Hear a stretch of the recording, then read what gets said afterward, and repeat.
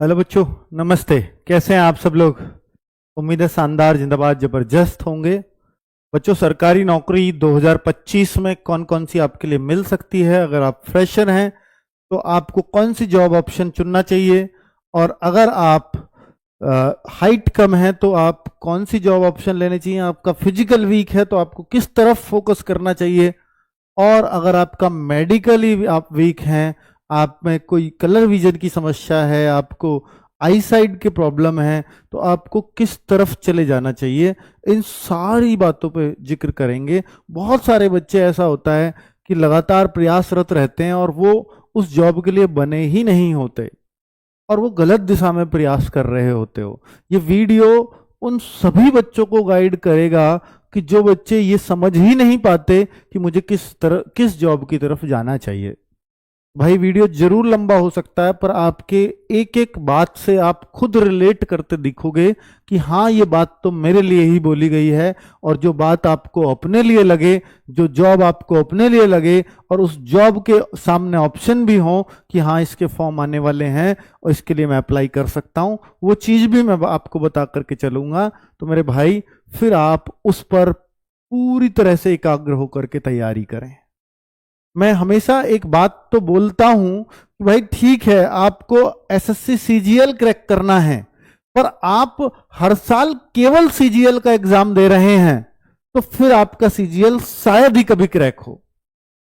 आपको सारे जो भी एग्जाम से, क्योंकि बहुत बार ऐसा होगा कि आप अगर कितनी भी तैयारी के स्तर पे आप कितने भी बेहतर क्यों ना हो, लेकिन अगर आप सीधे उसी एग्जाम में बैठे हैं जिसकी आपने तैयारी की है, तो आप यकीन मानना कि आप वो सब नहीं कर पाएंगे जो आप जानते हैं।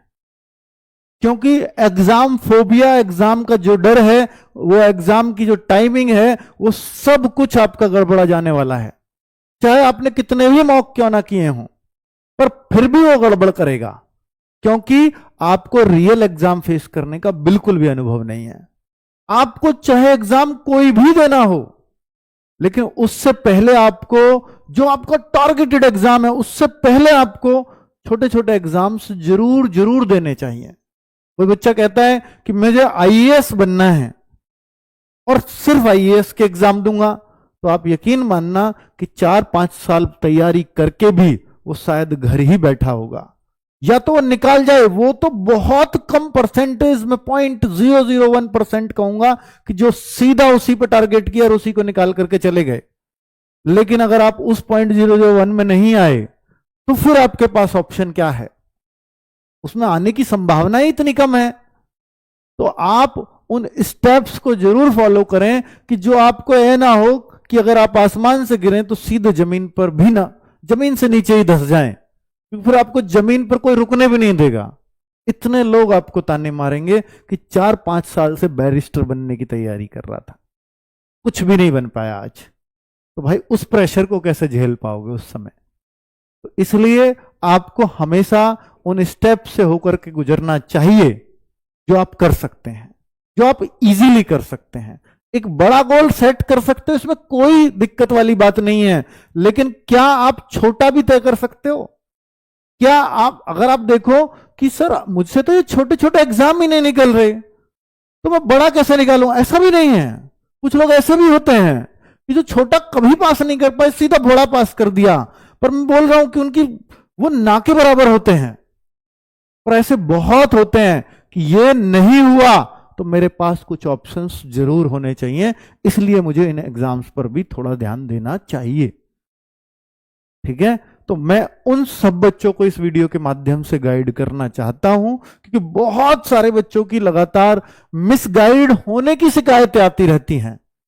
और क्योंकि घर और परिवार में ऐसा कोई गाइड करने वाला है भी नहीं, कि उसके पेरेंट्स हैं, उनको नहीं पता कि मेरे बच्चे को किस चीज की तैयारी करनी चाहिए। बच्चे ने बोला मैं इसकी करूंगा, तो भाई कर ले, मैं तो बस संसाधन प्रोवाइड करा सकता हूं। यही माँ बाप का कहना होगा।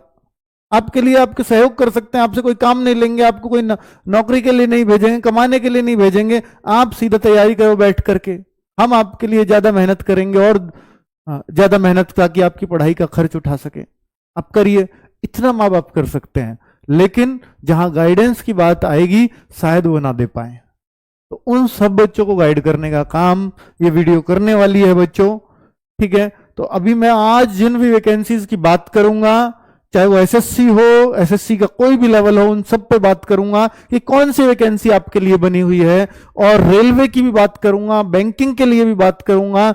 मैं हर उस वैकेंसी, चाहे पुलिस, स्टेट पुलिस, किसी भी, रेलवे पुलिस, सब पुलिस के बारे में बात करूंगा कि कौन सा बच्चा, किसी की हाइट ही कम है तो वो किस ऑप्शंस पे जा सकता है, और कंपटीशन भी उसको कम चाहिए, हाइट भी कम है, कंपटीशन भी कम चाहिए, ऐसी कोई जॉब बताओ, उस पर भी बताऊंगा, तब भी आप सरकारी नौकरी ले सकते हो। पढ़ाई में कमजोर हूं जी, मैथ भी नहीं आता, तो मैं क्या करूं?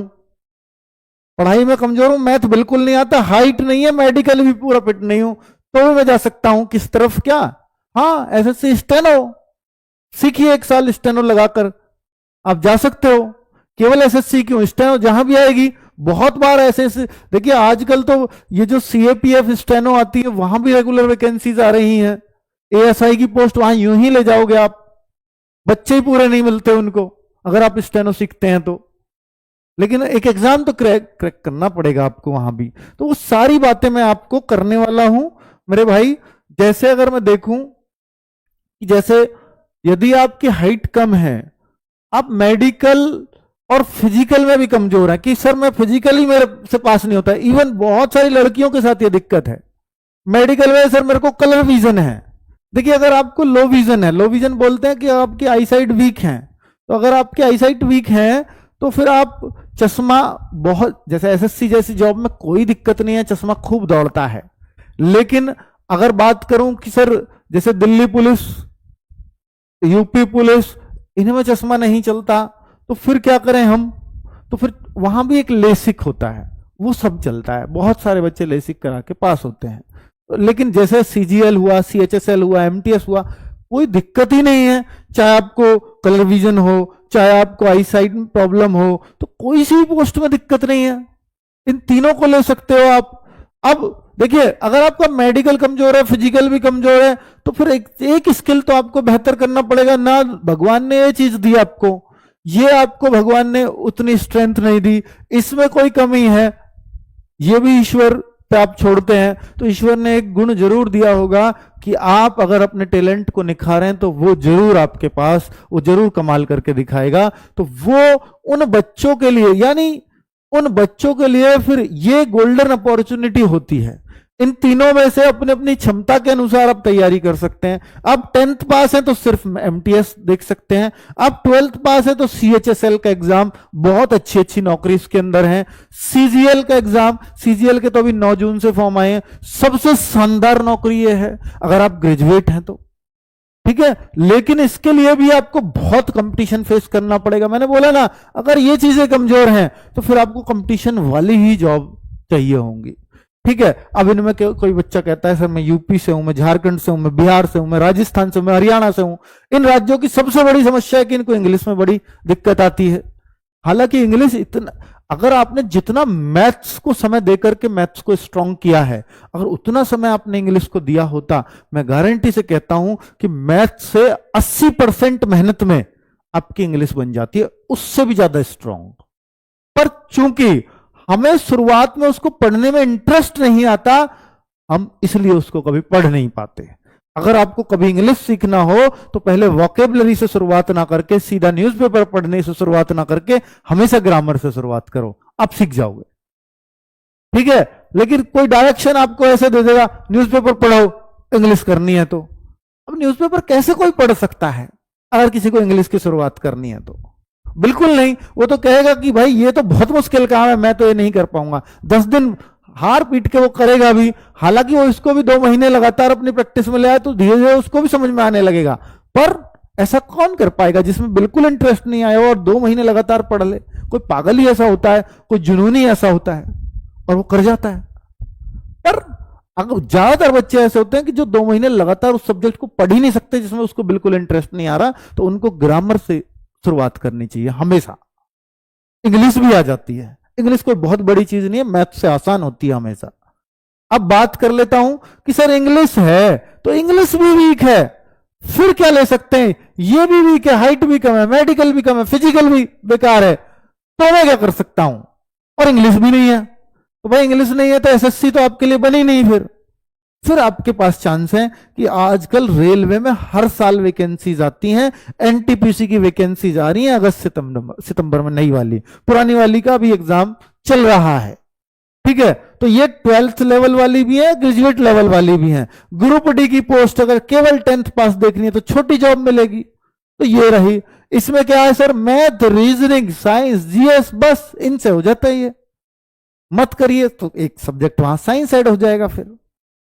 ठीक है भाई, कुछ तो आपको करना ही पड़ेगा। तो अरे कोई कहे सर मुझे तो बैंक में देखनी है कोई जॉब बिना इंग्लिश की, तो एक ग्रामीण बैंक इसी महीने वैकेंसी आने वाली है और करीब 10,000 वैकेंसी आती हैं, स्टेट वाइज वैकेंसी होती है। आप अपने घर में भी जॉब कर सकते हो इसके लिए, लेकिन आपको यहां math, reasoning, GA, general awareness and Hindi English में कुछ भी चुन सकते हो यहां, तो वो स्ट्रांग करनी पड़ती है, तो ये जॉब भी मिल जाएगी। तो कुल मिलाकर के आपको माइंडसेट करना चाहिए कि भाई मुझे इंग्लिश पढ़नी है या नहीं पढ़नी, मुझे सीजीएल ही करना है। तो फिर ऐसा कोई ऑप्शन नहीं है कि जो आप इंग्लिश छोड़ के उसके क्लियर कर जाओ। फिर आप ये मान लो कि अगर आप इसके लिए डेस्परेट हैं, इसके लिए आप मतलब ये सब कुछ करने को तैयार हैं, तो सबसे पहले इंग्लिश को छेड़ना शुरू कर दो। इवन जो बच्चे 12th के बाद अपना गोल सेट कर ले, उनसे बढ़िया कोई बच्चा नहीं होता, क्योंकि उनके पास कोई नौकरी का प्रेशर नहीं है उस टाइम। कि अगर आप बीएससी करें सर सीजीएल के लिए, या बीटेक करें या बीए करें, बहुत क्लियर करते नजर आएंगे, पर बीटेक वाले इसलिए क्लियर कर जाते हैं क्योंकि उनको ग्रेजुएशन में भी पढ़ने